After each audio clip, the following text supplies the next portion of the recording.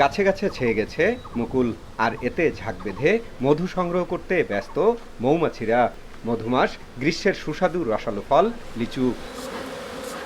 ঠাকুরগাঁও জেলা সদরের বড়বাড়ি, সালান্দর, কৃষ্টপুর সহ প্রতিটি লিচু বাগানে এখন মুকুলের মৌ মৌ গন্ধ।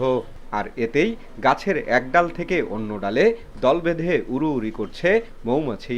গাছের নিচে সারিবদ্ধভাবে মৌবক্স বসিয়ে মধু সংগ্রহ করছেন চাষিরা। বক্সে ধোঁয়া করা হয়, ধোঁয়ার মাধ্যমে মাছি কামায় না। তারপরে ফেম ঝাড়া লিয়ে যায় মেশিনে দেওয়া মধু বাইর করা। সবাই আসে এখানে নিয়ে যায়, খাইতে তৃষ্টি পায়। এখানে কোনো কোনো ভেজাল নাই।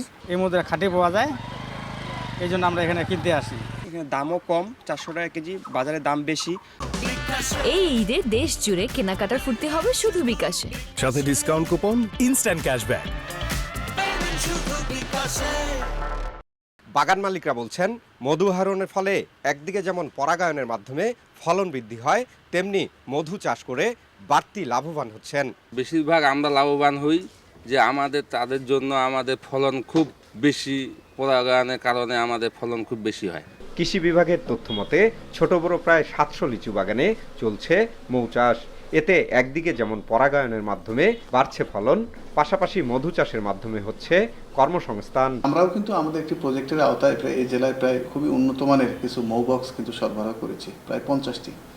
তো সবগুলো মৌবক্স ব্যবহার হচ্ছে, পাশাপাশি মৌয়ালরা যে উৎপাদন করছে, সরিষা সম্প্রতি শেষ হয়েছে এবং সেই মৌয়ালরা কিন্তু এখন লিচু বাগানে বসেছে।